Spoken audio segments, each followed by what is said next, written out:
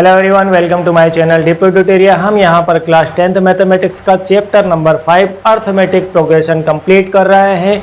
आज से पहले के पार्ट में हमने एक्सरसाइज 5.2 तक कंप्लीट कर लिया है। आज का जो सेशन हमारा वह रहेगा sum of the first n term of an AP.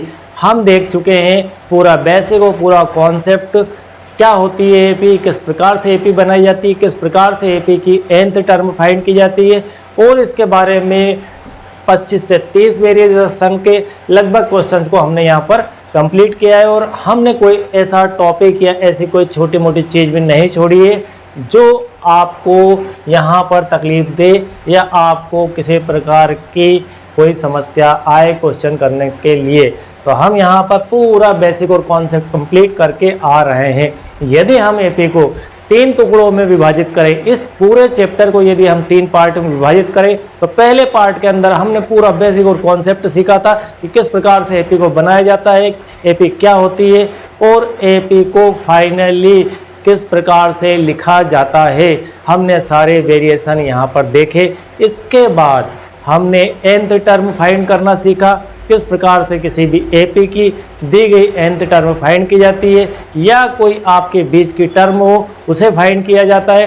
तो हर वेरिएशन के क्वेश्चन हमने nth टर्म के ऊपर किए थे और एक मोटा फर्क भी समझा था, उसे भी हम यहाँ पर थोड़ा सा रिवाइज करेंगे। तो सबसे पहले हम रिवीजन कर लेते हैं कि हमने सीखा क्या क्या था। उसके बेस के ऊपर ही आपका जो है यहाँ पर टोटल करना भी सीखा जाएगा कि किस प्रकार से किसी भी एपी का टोटल किया जाता है। हम सबसे पहले रिकॉल करते हैं, रिवाइज करते हैं 2 मिनट के हमने क्या क्या सीखा था। हमने यह सीखा था कि कोई भी एपी होती है उसे किस प्रकार से लिखा जाता है। एक मान लीजिए एक एपी है, इसे आप इस फॉर्म में भी लिख सकते हैं A1, A2, A3, A4। ये क्या है?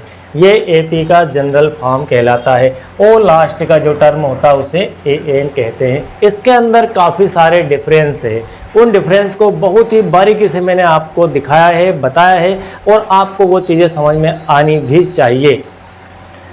नेक्स्ट अगर आप इसे लिखना चाहें तो A1 को आप लिख सकते हैं इस प्रकार से, इसे लिख सकते हैं हम जनरल भाषा में इस प्रकार से भी इसे पढ़ते हैं, लिखते हैं और समझते हैं। थर्ड टर्म अगर ऐसा लिखा जाए तो ये आपकी nth टर्म होती है। आप इनको क्या समझते हैं? A1, A2, A3, A4 से लेकर AN पहले मैं लिख देता हूँ, उसके बाद मैं आपको उसका डिफरेंस बताऊंगा। उसके बाद इसे ऐसा भी लिखा जाता है,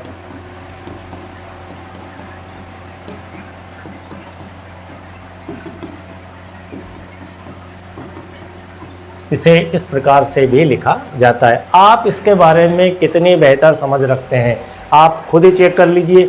ये क्या है? A1, A2, A3, A4 से लेकर AN, ये क्या है? फर्स्ट, सेकंड, थर्ड से लेकर nth, ये क्या है? A और A+D, A+2D और A+3D और लास्ट में A+n-D, ये क्या है? ये तीनों जो बोर्ड पर लिखे गए हैं, इनका मीनिंग हम एक बार और क्लियर कर लेते हैं। ये आपके टर्म नंबर है। ये क्या है आपके? ये आपके हैं टर्म नंबर। आप इसे नोट डाउन कर लीजिए।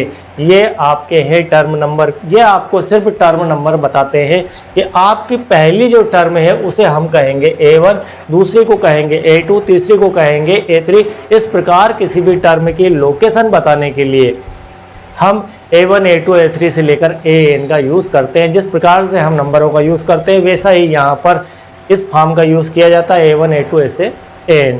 और इसी टाइप से हम इसको first term, second term, third term से लेकर nth टर्म में भी लिख लेते हैं कभी कभी आवश्यकता पड़ने पर। तो इस प्रकार से भी इसे लिखा जाता है। साथ में इस लास्ट टर्म को हम L भी कह देते हैं, इस लास्ट टर्म को L कह देते हैं।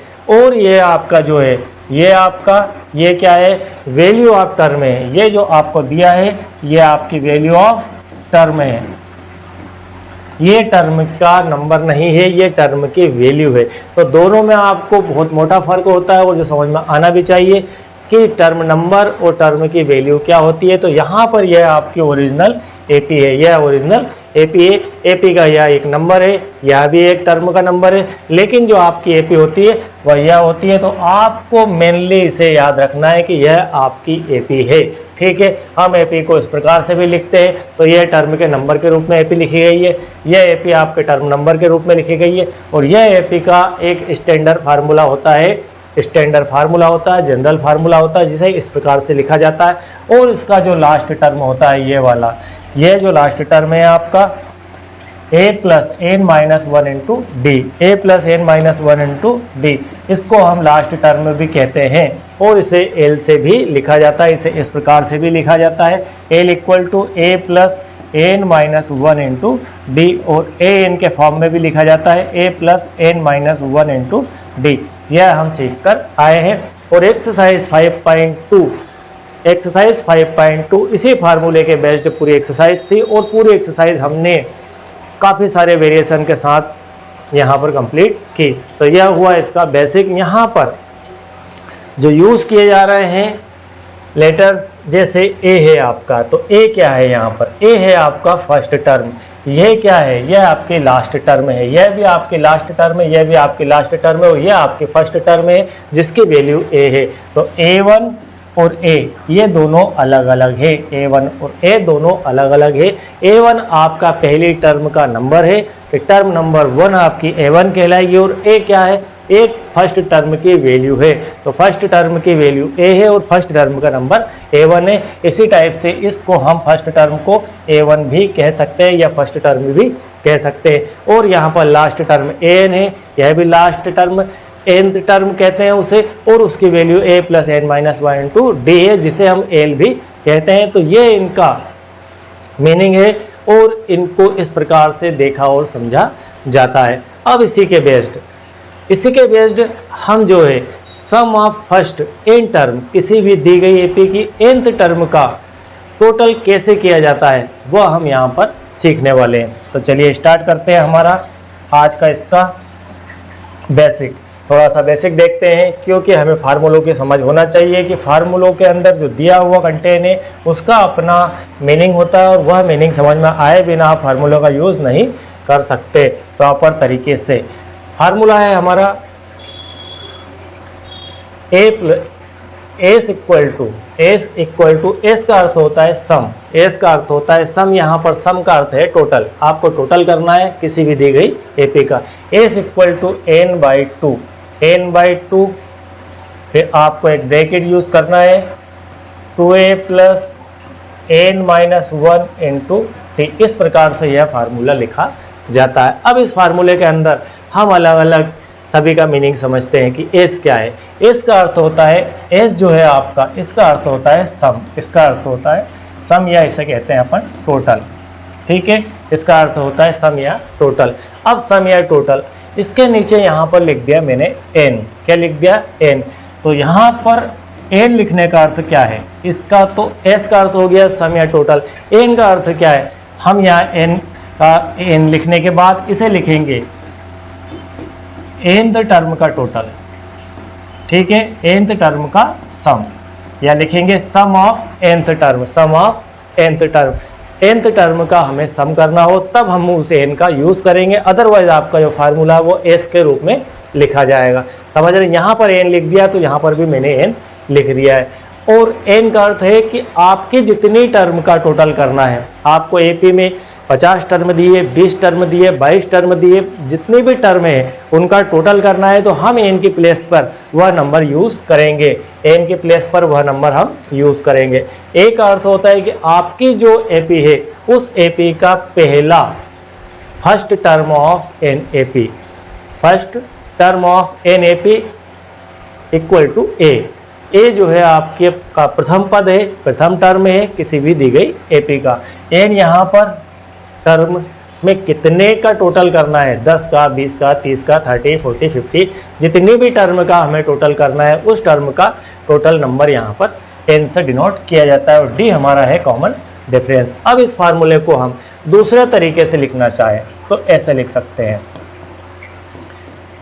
अगर हम इस 2a को ब्रेक करके 2a को ब्रेक करके हम ऐसा लिख दें, a प्लस ए लिख दिया मैंने, ठीक है, a प्लस ए लिख दिया और plus n minus 1 into D, ऐसा मैं इसे लिख सकता हूँ, ऐसा मैं लिख सकता हूँ। 2a को 2 बार लिख दिया, a प्लस ए 2 बार लिखने के बाद आप देखेंगे यहाँ पर कि यहाँ पर एक मैंने अंडरलाइन की है, इसे देखिए आप, a plus n minus 1 into d, a plus n minus 1 into d, ये क्या है, इससे आप भली भांति परिचित होंगे।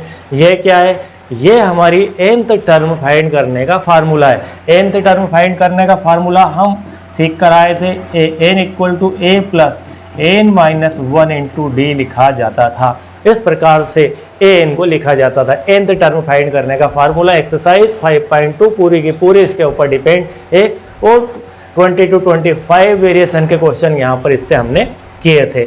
अब हम इसे चेंज करके क्या लिख सकते हैं, हम इसे चेंज करके लिख सकते हैं s n equal to n by 2 a plus n minus 1 into d को हम यहाँ लिख देते हैं ए एन, ठीक है। हम इस अंडरलाइन को ए एन लिख देते हैं, इस प्रकार से हमने इसे लिख दिया। एक नया फार्मूला बन चुका है, एक ये फार्मूला हो गया, एक आपका ये फार्मूला हो गया। 2 प्रकार के फार्मूले बन गए एक ही फार्मूले के अंदर, क्योंकि इसी फार्मूले से ये फार्मूला बना हुआ है। तो आपको फार्मूला एक है, लेकिन ऐसा क्यों कि ये अलग अलग हो जाते हैं, क्योंकि हर जगह इनको अप्लाई अलग अलग प्रकार से किया जाता है।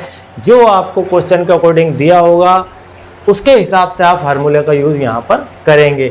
अनावश्यक रूप से कैलकुलेशन इसके अंदर ज़्यादा करना पड़ेगा, इसमें कम करना पड़ेगा। यदि आपको दिया है कि nth टर्म आपकी ये है, nth टर्म ये है, तो डायरेक्ट आप nth टर्म की वैल्यू यहाँ पर रख दीजिए और फर्स्ट टर्म की वैल्यू रख दीजिए और n की वैल्यू रख दीजिए, बात खत्म होती है और आपको यहाँ पर टोटल मिल जाएगा।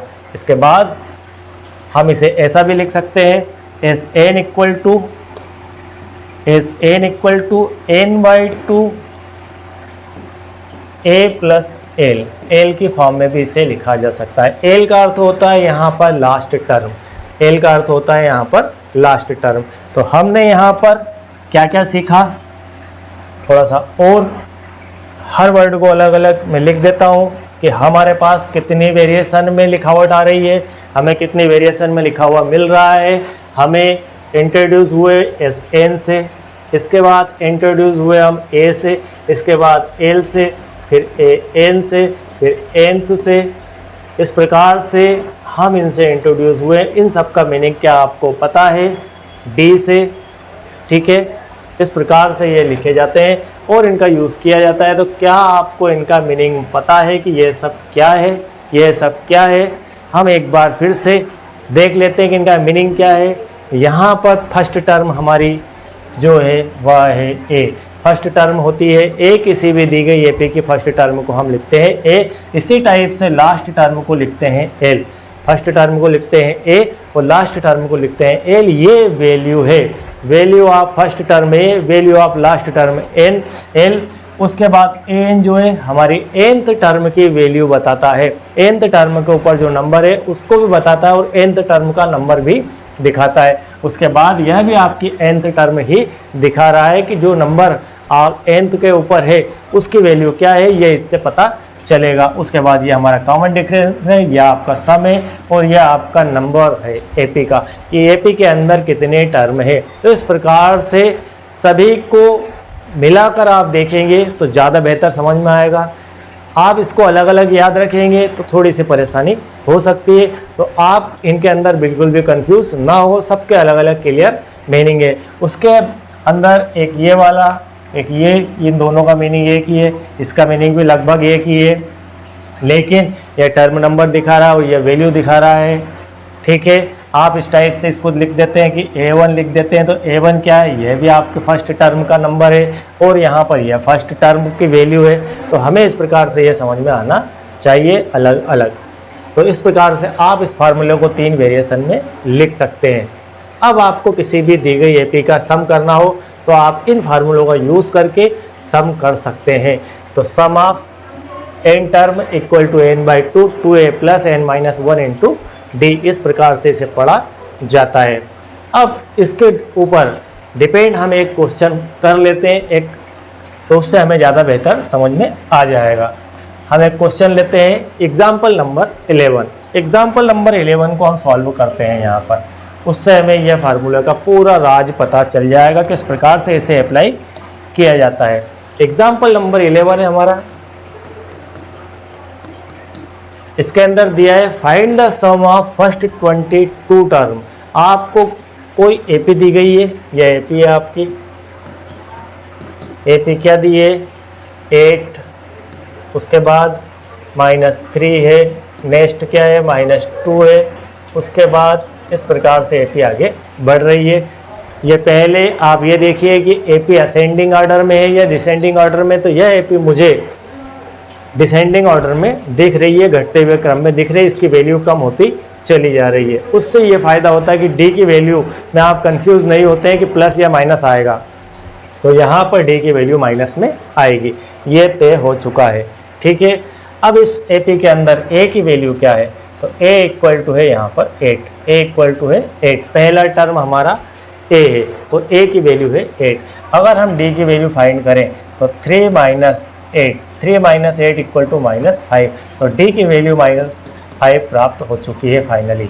हमने अभी कहा था कि यदि आपकी एपी डिसेंडिंग ऑर्डर में है तो आपको यहाँ पर डी की वैल्यू माइनस में आएगी, और यदि असेंडिंग ऑर्डर में है तो आपको यहाँ पर डी की वैल्यू प्लस में आएगी। तो यह आपको यहाँ देखकर पता चल जाएगा, तो डी के अंदर आपको ज़्यादा कन्फ्यूज़न की स्थिति नहीं होगी। यदि किसी को जोड़ घटाव में तकलीफ है, प्लस माइनस में परेशानी है, तो यहाँ पर वो कन्फ्यूज़ हो जाते हैं। चलिए वो डी की वैल्यू फाइंड कर ली।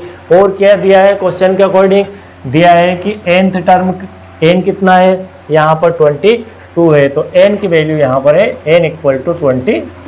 यह भी हमें क्वेश्चन में दिया गया है, पर इतना ही मटेरियल हमें क्वेश्चन से प्राप्त होता है। अब हमें करना है सम, तो हम लिख देते हैं हमारा formula s n equal to n/2 2a plus n-1 into d, और ये ब्रैकेट बंद। अब इसमें इस वैल्यू को रखते हैं, तो हमें n की जगह 22, तो S22 इक्वल टू 22/2 ब्रैकेट बंद, 2 इंटू ए की वैल्यू है यहाँ पर 8 प्लस n की वैल्यू है यहाँ पर 22 -1, और d की वैल्यू है हमारी -5, ये रख दी हमने -5, और ये ब्रैकेट बंद। अब हम इसे सॉल्व कर देते हैं, तो यहाँ पर 2 से डिवाइड किया तो आता है 11, 8 का 2 से मल्टीप्लाई किया 16 प्लस 21, ठीक है, -1 किया, और यह आपका -5। इस प्रकार से आपने इसे कैलकुलेट किया। अब 11 और यहाँ पर 16, और इन दोनों को मल्टीप्लाई करेंगे तो यह हो जाएगा माइनस का, और यह हो जाएगा 105 माइनस का, ठीक है। यह आपका आ चुका है। अब आप इसे भी यहाँ पर सॉल्व कर लीजिए, तो अगली स्टेप में यहाँ पर लिख देता हूँ।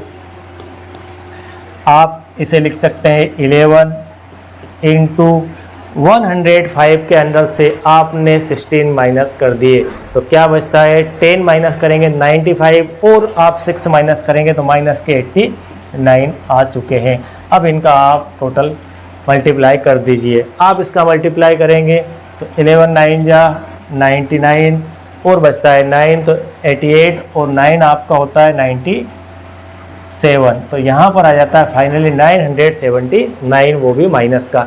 तो आपको इस SN की वैल्यू क्या प्राप्त होती है, आपको फाइनली SN प्राप्त होता है।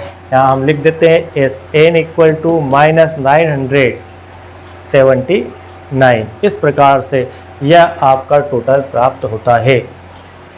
आप इस प्रकार से किसी भी दी गई एपी का टोटल कर सकते हैं इस फार्मूले का यूज़ करके। यह तो हो गई नंबर 1 बात।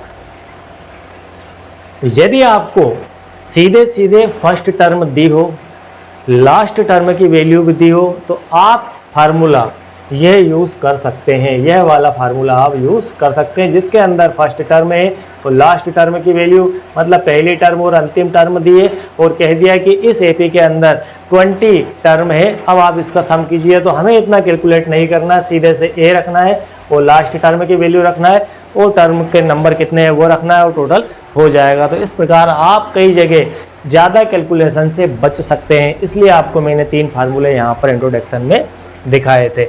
अब हम इसी प्रकार से एग्जाम्पल नंबर 12 को भी देख लेते हैं कि एग्जाम्पल नंबर 12 क्या कहता है। एग्जाम्पल नंबर 12 है, पहले इसे हम यहाँ से क्लियर कर देते हैं। आपने अगर नोट डाउन किया हो तो ठीक है, अदरवाइज इसको नोट डाउन कर लीजिए। आपका एग्जाम्पल नंबर 12 है, इफ द सम ऑफ, अब यहाँ पर सम दे दिया गया है। फर्स्ट 14th टर्म आपको दिया गया है, 14th टर्म का सम क्या दिया है, हम इसे लिख लेते हैं। एग्जाम्पल नंबर 12 के अंदर गिवन डेट में क्या क्या है, अकॉर्डिंग टू क्वेश्चन क्या क्या दिया है कि फर्स्ट 14th टर्म का सम दिया है, मतलब एस 14 की वैल्यू दी है आपको 1050 क्या दिया है, शुरुआत की 14th टर्म का टोटल दिया है, and it's first term is 10, और उसके बाद ए की वैल्यू दी है आपको 10, फर्स्ट टर्म आपकी होती है 10। ठीक है, आगे बढ़ते हैं। फाइंड द 20 टर्म, आपको A20 की वैल्यू फाइंड करना है, आपको A20 की वैल्यू फाइंड करना है। ये तीन चीज़ हमें दी गई है क्वेश्चन से, हमने ये डाटा निकाल कर लाए हैं। ठीक है, हमें A20 की वैल्यू फाइंड करना है। हम जानते हैं कि A20 की वैल्यू फाइंड करने के लिए हमें फार्मूले के यूज़ होगा जो कि हमने एक्सरसाइज 5.2 के अंदर यूज़ किया है। वो फार्मूला क्या है, वह फार्मूला था हमारा n equal to a plus n minus 1 into d. यह फार्मूला यूज़ करके आप 20 टर्म की वैल्यू फाइंड कर सकते हैं, लेकिन इसके लिए हमें a की आवश्यकता होगी, n की आवश्यकता होगी और d की। तो n तो हमारा दिया है 20, ठीक है, आपको a और d की आवश्यकता होगी। a हमें मिल चुका है 10, अब हमें चाहिए ओनली d, हमें चाहिए d का भी अता पता नहीं है।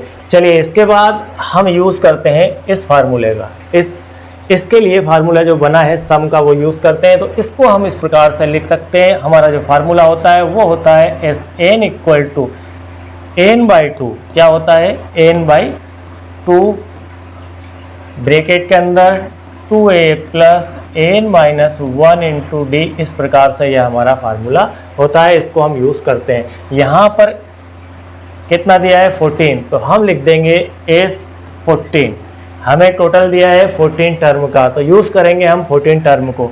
तो यहाँ पर 14 n/2 मतलब 14/2 और 2 इंटू ए की वैल्यू दी है 10, ये रख दी 10 प्लस n माइनस n की वैल्यू क्या दी गई है, n की वैल्यू हमें दी गई है 14, तो 14 माइनस 1 इंटू डी। इस प्रकार से लिख सकते हैं। S14 की वैल्यू क्या है, S14 की वैल्यू दे रखी है 1050, ये रख दिया, ये 7 हो गया 2 से डिवाइड होकर, यहाँ पर 20 प्लस 13D। इस प्रकार से इसे लिखा जा सकता है। अब इसको और सॉल्व कर लेते हैं। 7 को हम यहाँ पर ले आते हैं और डिवाइड कर देते हैं, तो 1050/7 इक्वल टू 20 प्लस 13D। इसको ऐसा लिखा जा सकता है। 7 से इसे डिवाइड कर देंगे, क्या बचेगा हमारे पास 1 टाइम, उसके बाद 3 से, यहाँ 7 से तो 5 टाइम और 150 इक्वल टू 20 प्लस 13D। यह आ चुका है। थोड़ा सा हम यहाँ सॉल्व कर देते हैं, पेन चेंज कर देते हैं, आपको अलग अलग दिख जाएगा। तो यहाँ पर है 13D इक्वल टू 150 माइनस 20, उस तरफ जाने पर यह हो जाएगा आपका माइनस का, तो यह हो गया आपका माइनस का 20। अब आपको 13D इक्वल टू मिलता है 130 और D की वैल्यू फाइनली मिल जाती है 130/30 और D इक्वल टू आ जाता है आपके पास 10। D की वैल्यू आ जाती है 10, D इक्वल टू 10। तो यहाँ पर हमें D इक्वल टू 10 मिल चुका है, D की वैल्यू 10 आ चुकी है। अब हम इस फार्मूले का यूज़ करके हमारी जो 20 टर्म है उसकी वैल्यू फाइंड करना है। 20 टर्म की वैल्यू फाइंड करने के लिए हमें चाहिए n, तो n यहाँ पर दिया गया है, ये हमें 20, तो 20 रख देंगे। a की जगह हम पुट कर देंगे 10 और n की जगह हम 20 रख देंगे और d की जगह हम पुट कर देंगे हमारा 10। तो इस प्रकार से हम A20 की वैल्यू फाइंड कर लेते हैं। तो यहाँ पर हम इसे क्लियर करके A20 की वैल्यू फाइंड कर देते हैं। तो इसे क्लियर कर देते हैं। पहले हमने ये सब निकाल लिया है डाटा। अब हम इस डाटा का यूज़ करके जो फाइंड करना है, जो क्वेश्चन में दिया गया है फाइंड करने को, वो कर लेते हैं। हम इसका यूज़ करते हैं। तो यहाँ पर A20 equal to A plus n-1 into d. तो A20 की वैल्यू निकालना है। A की वैल्यू दी है आपको 10 प्लस n की वैल्यू है यहाँ पर 20 माइनस 1 और d की वैल्यू हम क्या निकाल कर लाए हैं 10। तो यहाँ रख देते हैं 10। तो 10 A की वैल्यू भी 10 है और d की वैल्यू भी 10 है, प्लस 19 इंटू 10। तो 10 प्लस 190 और इन दोनों को ऐड किया तो 20। फाइनली आपको जो 20 टर्म है उसकी वैल्यू आ चुकी है 200। तो हमें यहाँ इस प्रकार से अलग अलग वेरिएशन में क्वेश्चन को सॉल्व करना होगा। आपको एक ही प्रकार से क्वेश्चन नहीं दिया जाएगा, हर प्रकार से घुमा घुमा कर अलग अलग वेरिएशन में क्वेश्चन यहाँ पर बनेंगे।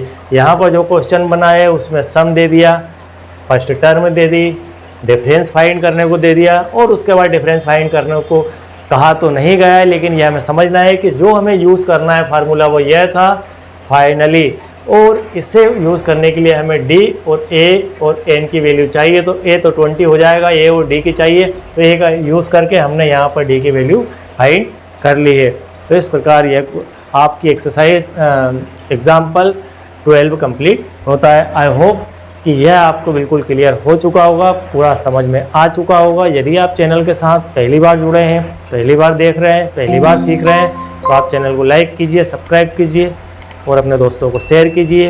यदि आप पहले से हमारे फॉलोअर हैं, हमें देख रहे हैं, सुन रहे हैं, समझ रहे हैं, सब्सक्राइबर भी हैं, सब्सक्राइब कर लिया है, तो बहुत बहुत thank you very much. Again आपको नहीं करना है, यह आप भली भांति जानते हैं।